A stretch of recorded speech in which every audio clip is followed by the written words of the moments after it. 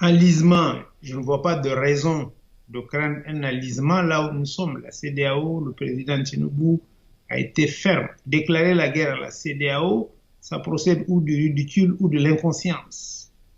Nous avons plus d'1 million de kilomètres, plus de 1000 kilomètres de frontières avec le Nigeria. Les Nigériens se sont battus pour défendre la fédération du Nigeria lorsque le Biafra s'est rébellé. Au lieu d'aller dans des rhétoriques guerrières et déclarer la guerre aux gens, il faut déjà conduire la guerre qu'on fait déjà. Le Mali et le Burkina, ils sont en guerre avec les terroristes. Qu'ils règlent cela d'abord chez eux et qu'ils fassent du progrès économique et social comme nous avant de faire la leçon aux gens. Voilà ce que je réponds. Alors, dernière question, Excellence. Êtes-vous en échange avez-vous des échanges avec les autorités américaines et comment appréciez-vous la position de Washington?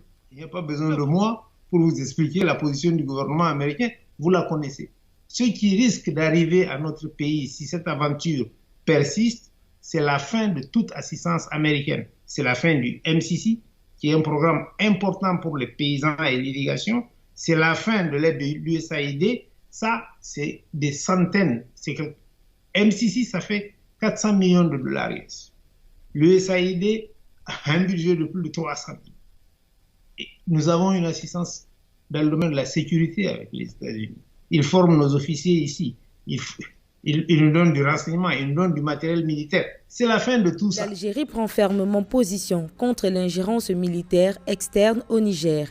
L'Algérie partage près de 1000 km de frontières avec le Niger et pour paraphraser le président algérien Abdelmajid Tebboune, une intervention militaire externe au Niger serait considérée comme une menace directe pour l'Algérie, d'où son rejet catégorique.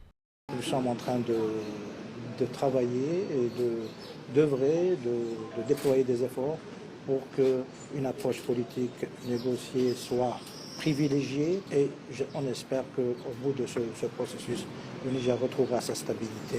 Si l'une des conséquences majeures reste l'inflation galopante du prix des denrées alimentaires à Niamey, les sanctions de la CEDEAO dépassent les frontières et tous les secteurs sont touchés. À Cotonou, le port béninois dont dépend le Niger pour ses approvisionnements maritimes, l'activité tourne aussi au ralenti. Une partie des marchandises du Programme alimentaire mondial ou encore des conteneurs de l'UNICEF y sont bloqués, mettant en péril la chaîne du froid ou encore les vaccins à destination des enfants.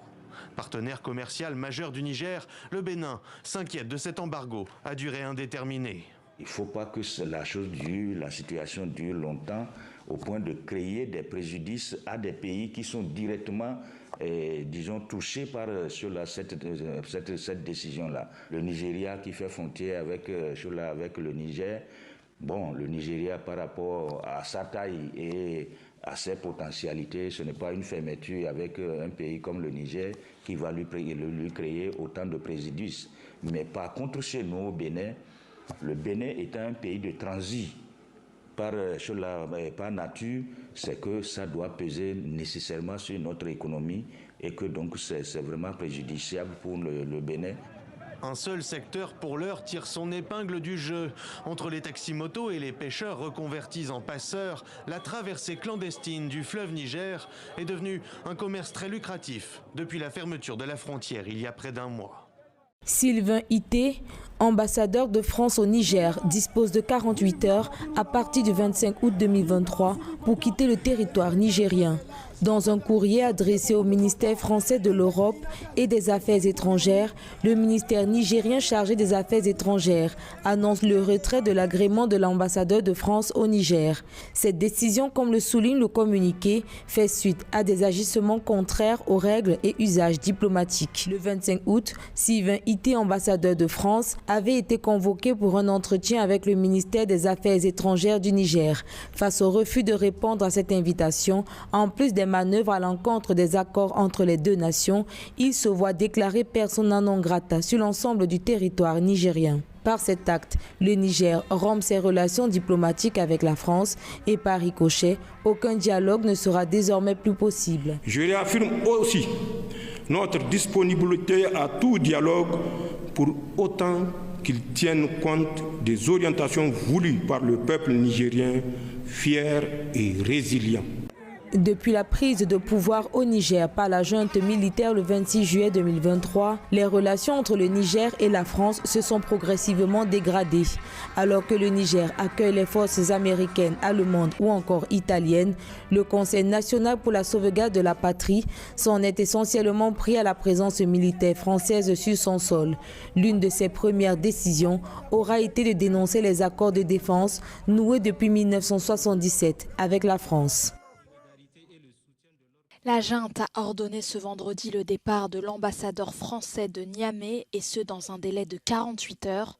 Le Quai d'Orsay a aussitôt indiqué que les putschistes n'avaient pas autorité pour faire cette demande. Une demande qui intervient alors que la CEDEAO maintient toujours la pression sur la junte.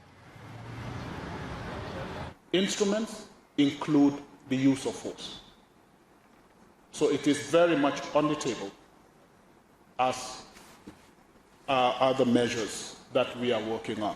But if peaceful means fail, ECOWAS cannot just fold its hands. Un recours à la force de la CEDEAO auquel la junte se prépare, puisqu'à l'issue d'une visite de ses alliés maliens et burkinabés jeudi, elle les a autorisés à intervenir sur leur sol en cas d'agression. Le régime militaire qui a pris le pouvoir à Niamey le 28 juillet dernier a donné hier 48 heures à l'ambassadeur de France pour quitter le pays. Explication de Jean-Christophe Gallien, politologue et expert en relations internationales. Je pense qu'il y a quand même derrière un effet aussi des déclarations d'Emmanuel Macron très dures. Dire que des pays n'existeraient plus, Mali, Burkina et Niger, si les interventions militaires françaises n'avaient pas existé elles-mêmes, c'est très compliqué à entendre depuis le continent africain. Et puis les autres pays qui étaient au départ très solidaires de la position française sont en train, pour le coup, de bouger dans leur position à la fois diplomatique et politique. Donc, ça ne nous met pas en position favorable pour reprendre la tâche, je dirais, diplomatique et politique que nous avions avec M. Bazoum, qui était le président qui est toujours d'ailleurs détenu en ce moment à Niamey. Ça démontre surtout dans quelle situation on est aujourd'hui, c'est-à-dire dans pratiquement une situation de rupture totale des flux diplomatiques, voire des flux politiques.